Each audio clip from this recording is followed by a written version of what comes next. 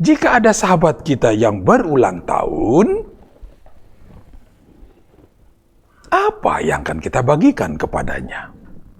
Berkatnya apa? Berkat ulang tahun untuk sahabat kita.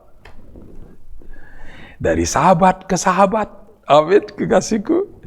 Dari rekan sekerja ke rekan sekerja, silakan. Dari tetangga ke tetangga, silakan sebutkan. Itu kan semuanya jadi sahabat itu. Tetangga kita adalah sahabat. Rekan-rekan sekerja di kantor, dimanapun, di gereja, di persekutuan, di korps apapun juga di muka bumi ini. Mereka semua adalah sahabat, rekan. Nah, jika ada dari rekan kita yang berulang tahun, apa yang akan kita bagikan kepada mereka? Itulah yang kita renungkan pada malam hari ini. Mari kekasih-kekasihku, sekarang kita lihat apa yang tertulis tentang itu. Amin, kekasih-kekasihku. Haleluya. Dari sahabat ke sahabat, rekan sekerja untuk sahabat, silakan ya, tetangga punya yang ya namanya saja sahabat.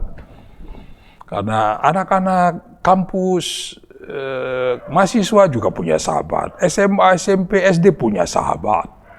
Tapi kita seringkali tidak pernah memperbincangkan ini. Di kantor kita juga punya sahabat. Sahabat sampai nanti usia tua, sahabat juga. Nah, ketika dia ulang tahun, apa yang kita bagikan kepadanya? Haleluya. Mari kita lihat ya.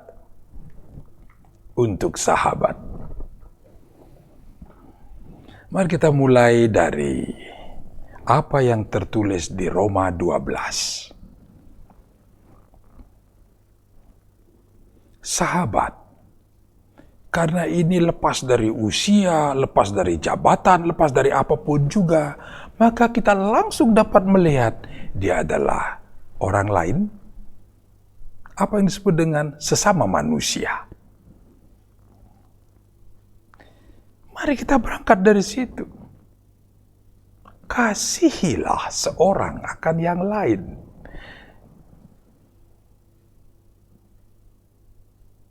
Itu berkat yang luar biasa untuk setiap orang. Nah, sekarang lebih-lebih pada sahabat, mari wujudkanlah kasih itu. Untuk benar-benar nyata. Karena dia sahabat. Pasti kita merindukan di mana kita ada, sahabat kita juga ada di tempat itu. Namanya saja sahabat, saudara. Di mana kita ada, kita ingin dia ada di situ. Di mana dia ada, kita ingin kita ada di situ. Itulah sahabat. Bahkan ada sahabat sejati. Sahabat sejati akan selalu bersama-sama dalam duka sekalipun. Ketika ada derita melanda, seorang sahabat akan hadir di situ. Itulah sahabat. Amin. Nah, jika hadir ketika dalam suka, ketika dalam duka malah tidak, itu namanya sahabat lah. Tapi kalau dia akan hadir dalam duka sekalipun, itu namanya sahabat sejati. Mari kita lihat apa yang tertulis dalam Roma 12. Hendaklah kasih itu jangan pura-pura. Mari kita mulai dari sini. Sahabat-sahabat kita, siapapun orang-orang lain, bagikan kepadanya kasih yang sempurna, bukan kasih yang pura-pura. Karena di dalam perjalanan hidup ketika kita bersahabat, seringkali terjadi juga sesuatu yang mengganggu persahabatan kita. Namanya saja sahabat. Kalau bukan sahabat, seringkali kita tidak peduli. Itu sahabat. Dan sekarang ada sesuatu yang mengganggu persahabatan kita. Nah, sekarang apa yang harus kita kerjakan? Pancarkan kasih yang sempurna, bukan kasih yang pura-pura. Jika kita memancarkan kasih yang pura-pura, yaitu yang namanya sahabat. Tapi kalau sahabat sejati, nah, saudaraku, apapun perilaku yang ditunjukkannya kepada kita karena ada masalah di dalam interaksi persahabatan kita itu, kita akan mengampuninya. Sebagai sahabat, hendaklah kamu saling mengasihi sebagai sahabat, sebagai saudara, dan saling mendahului dalam memberi hormat. Itulah sahabat. Bukan saling membuang, saling meninggalkan. Sahabat saling mengasihi, saling mendahului dalam memberi hormat. Nah, jika ada masalah dalam persahabatan kita, banyak dan sering kali terjadi, ada masalah. Diko pasti sudah tahu maksudnya. Sebagai sahabat, wah ini sahabat ya. Sebagai orang yang kita baru mengenal saja, belum bersahabat, kita mengerjakannya.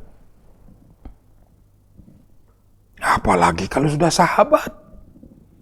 Berkatilah sahabatmu jika sahabatmu itu mengerjakan sesuatu yang menyebabkan munculnya ketidaknyamanan di dalam hidupmu. Berkatilah. Katanya sahabat, kok dikutuk? Saudara, jika benar-benar kau bersahabat, tunjukkanlah ini lebih lagi kepada sahabatmu. Siapapun sahabatmu itu, dari wilayah manapun sahabatmu itu, latar belakangnya apapun juga, di bumi ini dia masuk di wilayah manapun, dalam grup-grup manapun, dalam kelompok, dalam aliran apapun. Kalau engkau mengatakan engkau bersahabat, tunjukkanlah itu. Kalau kepada setiap orang kita mengerjakan itu, berkatilah siapa yang menganiaya kamu, berkatilah dan jangan mengutuk. Kepada setiap orang kita mengerjakan itu. Sekarang lebih-lebih sahabatmu. Kerjakan lebih sungguh-sungguh lagi. Karena apa yang terjadi jika persahabatanmu langsung pecah? Putus? Bagikan patah arang? Itu namanya bukan sahabat. Itu kawan bisnis, saudaraku. Karena dirugikan, aku tidak mau lagi berkawan dalam bisnisku ini, patah arang, saudaraku. Kalau namanya sahabat, kita disakiti, berkati, jangan mengutuk. Mari kita wujudkan itu. Itu tertulis di dalam Roma 12, kekasih-kekasihku. Mari kita lihat apa yang diajarkan oleh Paulus untuk jemaat-jemaat yang lain dalam Kolose. Kolose 4 ayat 5-6. Hiduplah dengan penuh hikmat terhadap orang-orang luar. Nah, tadi kan ada yang mengatakan, kalau untuk yang lain gimana ya? Untuk yang tidak, katakan tidak seiman, lebih baik kita menggunakan yang ada di Roma tadi. Atau sekarang di dalam surat Kolose, penuh hikmat terhadap orang-orang luar. Hendaklah kata-katamu senantiasa penuh kasih Kembali lagi ke kasih. Jangan hambar. Kalau hambar itu apa ya? Tawar. Tidak ada isinya. Kata-kata kosong, tak ada apa-apa. Kata-katamu senantiasa penuh kasih, jangan hambar. Kalau kita melihat kembali ke Roma, langsung cocok dan jadi jelas. Kasih itu jangan pura-pura. Jangan hambar. Jangan kasih yang tawar. Tak ada isinya. Tak ada rasa. Haleluya. Nah, apa yang tertulis di surat Jemaat Filipi?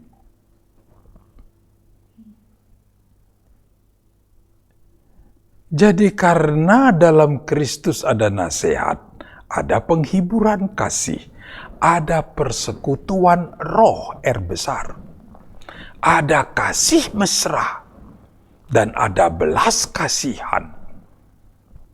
Karena itu sempurnakanlah sukacitaku ini dengan hendaklah kamu sehati sepikir. Ini kan bagian penting untuk sahabat.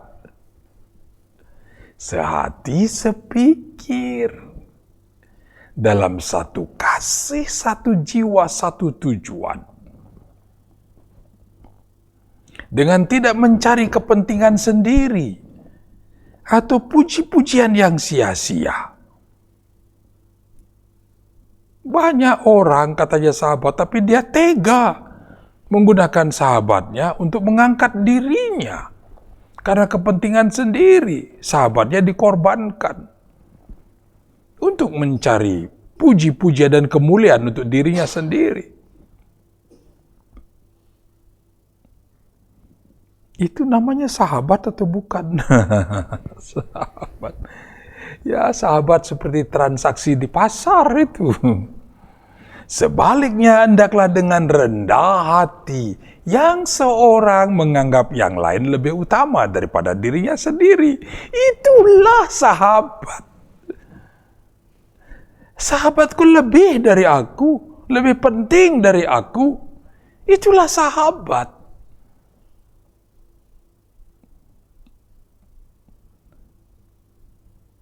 Jika mengatakan sahabat, tetapi kita merendahkan dia, aku lebih penting. Nah, itu atasan bawahan namanya. Kalau sahabat posisinya seperti ini, menganggap yang lain sahabat kita tuh lebih utama daripada dirinya sendiri.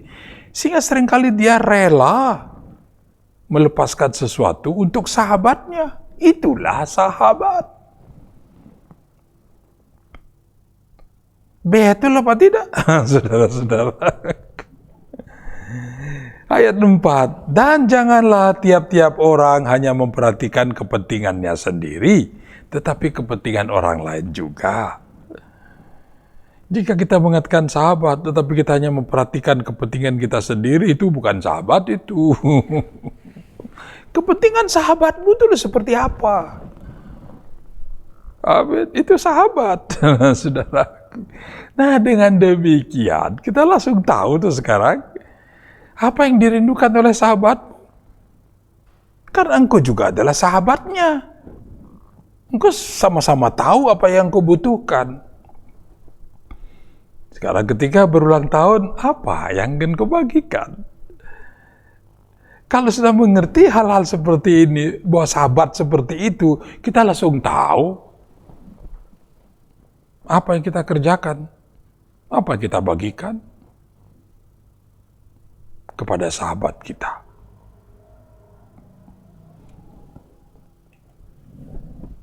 Nah, untuk jemaat di Galatia, Paulus menuliskannya seperti ini. Saudara-saudara, kalaupun seorang kedapatan melakukan suatu pelanggaran, maka kamu yang rohani harus memimpin orang itu ke jalan yang benar dalam roh lemah lembut. sambil menjaga dirimu sendiri supaya kamu juga jangan kena pencobaan. Bertolong-tolonganlah menanggung bebanmu. Nah, sahabat jelas membutuhkan ini. Kalau ada sahabatmu ternyata melakukan sesuatu, itulah nanti yang disebut dengan tetap sahabat dalam duka. Katakanlah karena terjadi sesuatu, karena sahabatmu melanggar hukum, engkau akan tetap ada di sampingnya, saudaraku. Terus mengajak dia, menemani dia, membangkitkan semangatnya, menunjukkan jalan yang benar kepadanya, bukan membiarkan dia, atau justru memutuskan persahabatanmu, karena sahabatmu sedang mengalami musibah. Karena ada sesuatu yang dikerjakannya, sehingga dia masuk di dalam persoalan hukum. Seorang sahabat akan terus menemani di situ. Menolong dia. Mengambil bagian untuk menanggung beban dari sahabat. Betul atau tidak, saudaraku? Itulah sahabat sejati. Nah, itu yang ditulis oleh Paulus untuk jemaat Galatia. Nah, sekarang kalau Petrus menuliskannya gimana? Mari kita lihat 1 Petrus 3. Dan akhirnya, hendaklah kamu semua seia, sekata, seperasaan, sepenanggungan, mengasihi saudara-saudara, penyayang, dan rendah hati. Wow, ini luar biasa. Jika berkat-berkat seperti ini kita bagikan, karena kita juga membutuhkan itu. Hal-hal seperti inilah yang kita bagikan kepadanya. Dan janganlah membalas kejahatan dengan kejahatan atau caci maki dengan caci maki. Sahabat kok saling mencaci, saling membalas. Kalau ada kejahatan, sahabat itu akan apa? Merelakan dirinya menderita untuk sahabatnya. Wah, saudaraku. Tertulis tentang Yesus dengan para murid.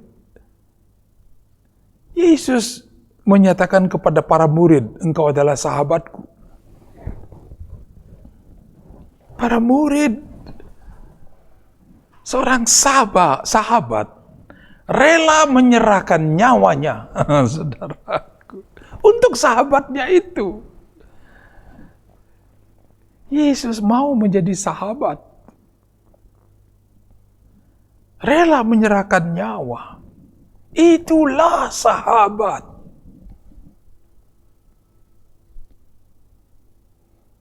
Nah, jika demikian halnya, kasih-kekasihku, ketika sekarang sahabatmu berulang tahun, apa yang akan engkau bagikan kepadanya? Dari sahabat ke sahabat itu, apa yang kau bagikan kepadanya?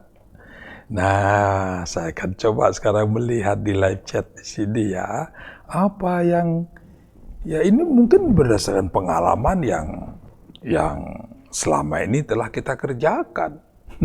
Yang pasti, yang paling sering muncul adalah umur panjang, sehat, sukses, berhasil. Tetapi ada isinya nggak ucapan itu? Apakah kita peduli dengan kesehatan sahabat kita? Ketika kita mengatakan, jadilah sehat. Apakah kita peduli dengan umur panjang sahabat kita? Saudaraku, agar dia umurnya panjang, kita kan memberkatinya dengan umur panjang. Dan kita tahu umur panjang itu terjadi karena apa? Ketika sahabat kita punya masalah dengan ayah dan ibunya, terjadi pertikaian, sahabat kita bertikai dengan ayah dan ibunya. Nah, kita memberkati dia dengan umur panjang. Dari situ kita langsung tahu apa yang dapat kita kerjakan untuk sahabat kita itu. Cukupkah kita mengatakan, sahabatku, diberkati dengan umur panjang, biarlah semakin panjang umurmu, saudaraku. Tetapi kita tidak membantu mengambil bagian, menyelesaikan masalah yang ada antara dia dengan orang tuanya. Karena seringkali dalam persoalan-persoalan seperti itu, dibutuhkan orang lain yang adalah seorang sahabat untuk menyelesaikannya. Karena sahabat seringkali tentang sesuatu yang ada dalam hati itu juga ada di hati sahabat kita. Sahabat akan saling berbuka, tidak ada rahasia. Kalau dia baru mengalami sesuatu dengan seseorang, dia akan ceritakan, sehingga kita tahu sahabat kita mengalami apa. Nah, ternyata dia bercerita, ada masalah dengan ayah dan ibu. Dan dia tidak mau pulang, saudaraku. Karena bertengkar dengan ayah dan ibu. Engkau adalah sahabat. Sahabat dari dia, sahabatmu itu sedang bertengkar dengan ayah ibunya, sahabatmu datang kepadamu, engkau menampung dia di rumahmu. Oke, bagus, itulah sahabat. Dalam duka, dalam penderitaan, engkau menampung dia. Bahkan dia tidak memiliki sesuatu, engkau berbagi dengannya, ya, itu sahabat, benar. Nah sekarang, bukankah engkau menginginkan sahabatmu panjang umur? Seringkali kita peduli dengan apa yang dibutuhkan oleh tubuhnya untuk beristirahat. Kita sediakan, ayo berbagi dengan aku di kamarku ini. Ada makanan, ayo berbagi dengan aku. Ada makanan di sini, gak usah bingung. Tetapi kita tidak mau mengambil bagian untuk menyelesaikan agar ada komunikasi lagi sahabat kita dengan ayah dan ibunya. Agar mereka kembali utuh menjadi ayah dan anak, ibu dan anak. Inilah berkat-berkat yang perlu kita bagikan kepada sahabat kita. Bukan hanya menyediakan tempat untuk sahabatmu itu, menyediakan apa yang dibutuhkannya. Katanya engkau memberkati dengan umur panjang, tetapi dia bermasalah, dia membangun persoalan, karena mungkin dia tidak mengerti bahwa pertikaian dengan ayah dan ibu memperpendek umur. Mungkin dia tidak tahu. Mungkin dia tidak peduli. Sebagai sahabat, jadilah peduli dengan hal-hal seperti itu. Jadilah pendamai. Untuk mendamaikan sahabat kita dengan ayah dan ibunya. Itulah seorang sahabat. Bukan malah membawa sahabat kita itu pergi menjauh dari ayah dan ibunya.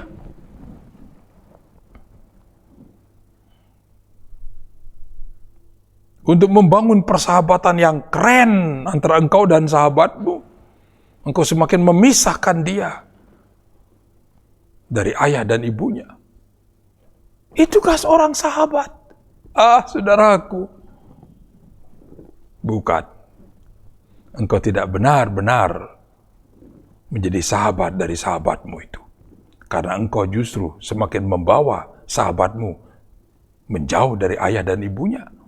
Bahkan mungkin engkau akan memberikan bumbu-bumbu, cerita, pengalaman, dan apapun juga. Atau mengajak untuk melakukan sesuatu yang semakin membuat hubungan sahabatmu dengan orang tuanya, ayah dan ibunya, semakin jauh.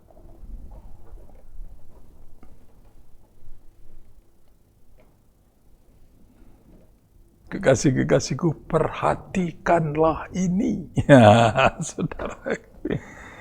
Nah, belum kalau nanti kita bicara soal sahabat, yang berikutnya akan menjadi teman.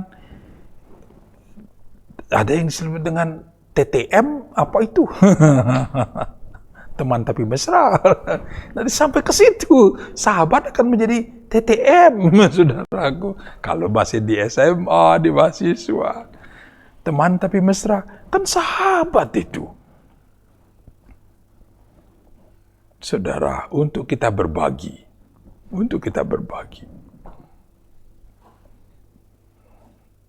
saya memberikan persyaratan kepada anak-anak saya, kepada siapa dia bersahabat. Dan itu pun saya sampaikan kepada sahabatnya. Loh, saudaraku. Lebih-lebih kalau sudah disebut dengan TTM, teman tapi mesra, syarat itu harus sampai. Syaratnya apa? Dengan siapapun engkau bersahabat, jika sahabatmu membawa engkau, anakku, menjauh dari aku, papamu, pasti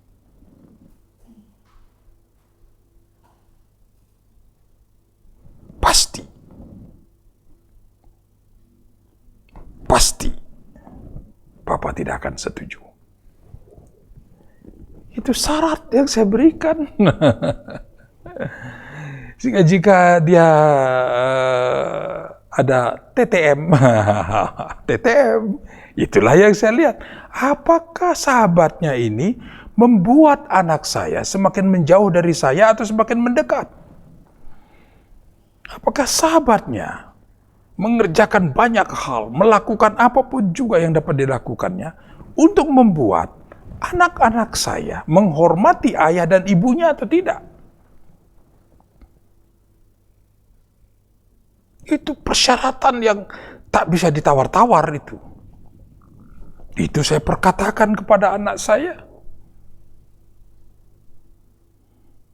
Itulah syaratnya. Dan itu juga cara saya melihat apakah setelah anak saya bersahabat dengan ini membuat anak saya kehilangan hormat kepada saya atau bertambah hormatnya. Kalau dia bertambah hormatnya, semakin sahabatnya itu membuat anak saya menghormati ayah dan ibu, itulah sahabat yang sejati. Nah, mari, sudah pernahkah engkau memperkatakan hal-hal seperti ini dan menggunakan hal-hal seperti ini dalam melihat persahabatan anak-anak kita dengan orang lain? Karena itulah yang dibutuhkannya. Seringkali dia tidak tahu bahwa dia membutuhkan itu, tapi kita yang tahu. Sadarkanlah dia bahwa dia membutuhkan itu, agar dia dapat menggenapi semua yang tertulis tentang dia sebagai anak dari ayah dan ibu. Nah, jika engkau belum pernah melakukan itu, lakukanlah, saudaraku. Hanya itu saja syaratnya. Silakan berteman dengan siapapun, tetapi dengan teman, dengan sahabat itu, engkau menjauh dari ayah dan ibu, membuat engkau berani terhadap ayah dan ibu, kehilangan hormat akan ayah dan ibu, itu bukan sahabatmu. Dan saya mengambil bagian berdoa memutuskan persahabatnya dengan sahabatnya itu.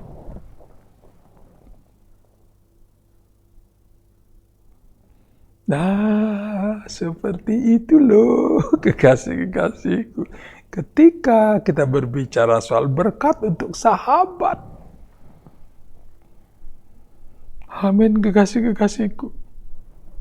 Sahabat pasti kita, ya karena persahabatan itu kan seperti tadi ya. Di mana kau berada, aku pun ingin di situ.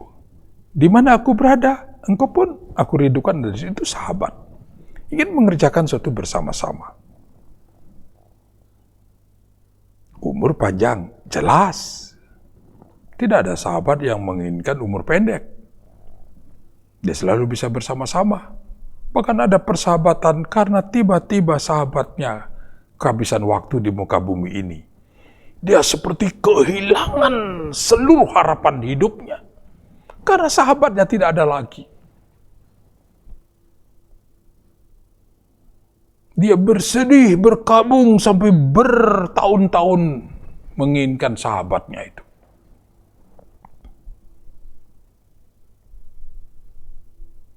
Itu artinya sekarang apa? Ya, persahabatan sangat penting. Nah, karena itu berkat-berkat penting ini harus benar-benar dibagikan kepada sahabat. Jika engkau bersahabat dengan sahabatmu dan engkau, katakanlah kita, sekarang kan kita membicarakan diri kita untuk kita bagikan kepada orang lain, kepada sahabat kita. Jika kita tidak memiliki kebenaran, kita tidak menghidupi kebenaran, maka kita pun juga akan bisa menjerumuskan sahabat kita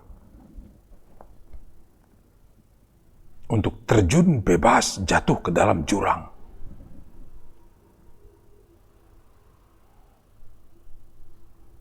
Asumsi saya saat ini adalah kita akan memberkati sahabat kita. Kita telah memiliki apa yang akan kita berkati.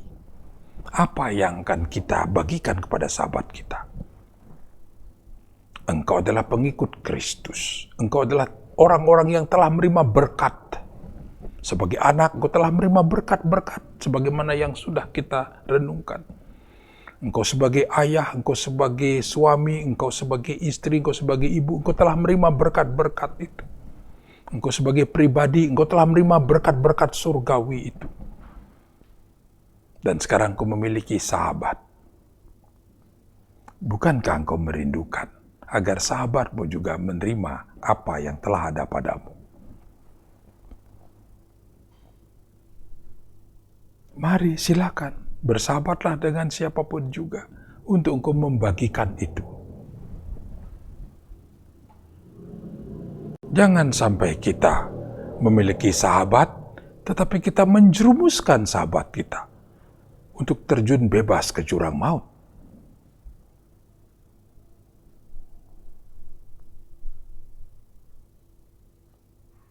Bagikanlah kepada sahabatmu apa yang telah ada padamu. Nah, teristimewa ketika dia berulang tahun. Kalau kita mengatakan, jadilah umurmu panjang, aku memberkatimu dengan umur panjang. Lihat, kerjakan bagian-bagian itu berikutnya. Lihat bagaimana hubungan sahabat kita dengan orang tuanya. Ketika ada masalah, ambillah bagian untuk menyelesaikan itu. Itu namanya berkat yang ada isinya. Bukan tong kosong nyaring bunyinya, saudaraku. Sahabat, ayo, selamatkanlah sahabatmu. Engkau adalah orang-orang yang telah diselamatkan, yang telah menerima keselamatan kekal. Selamatkan sahabatmu. Amin, kekasih-kekasihku. Haleluya. Aku murid Yesus Kristus Tuhan. Mari kekasihku. Haleluya. Mari. Apa yang telah engkau tulis, mari sekarang kaitkan dengan apa yang sudah kita renungkan bersama-sama. Haleluya. Aku murid Yesus Kristus Tuhan. Mari kekasih-kekasihku. Haleluya. Dan sambil saya melihat apa yang sudah sempat engkau tuliskan di dalam live chat ini. Haleluya.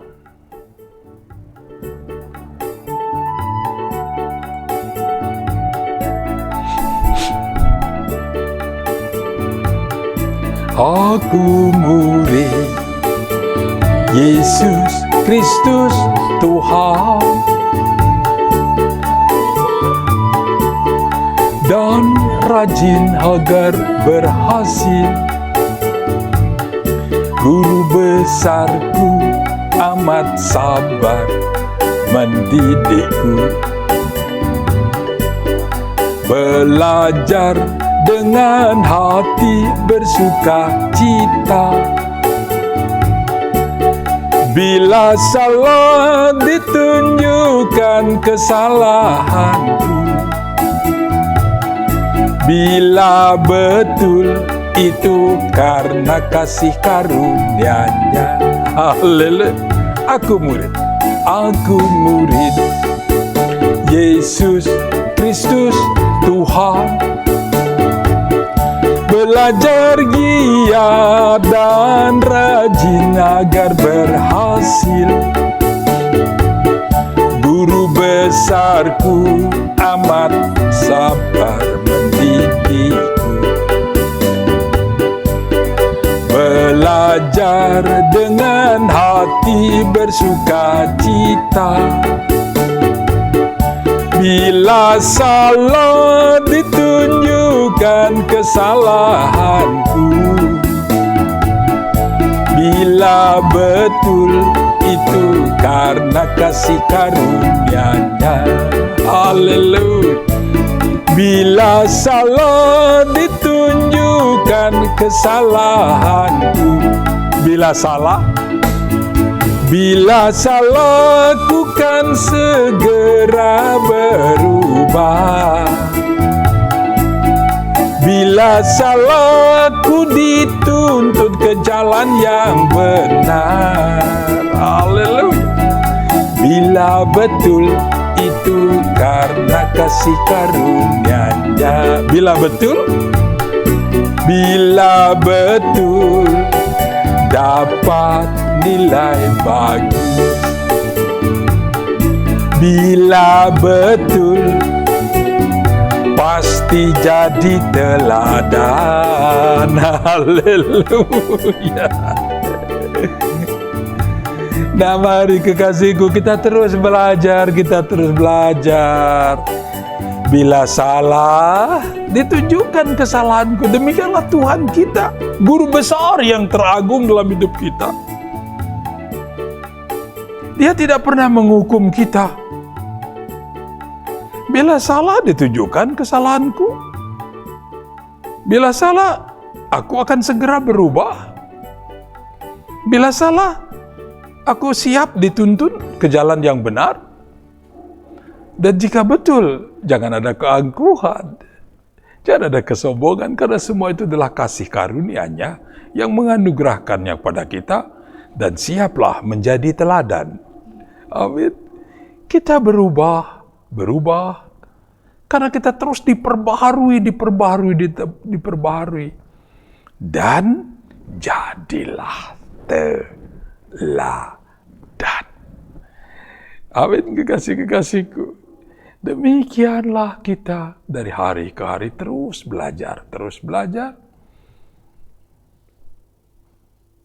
Sesuai dengan rancangannya untuk kita diperbaharui dan terus diperbaharui. Agar benar-benar menjadi seperti Dia yang Maha Kudus, Yesus Kristus Tuhan. Amin, kekasihku.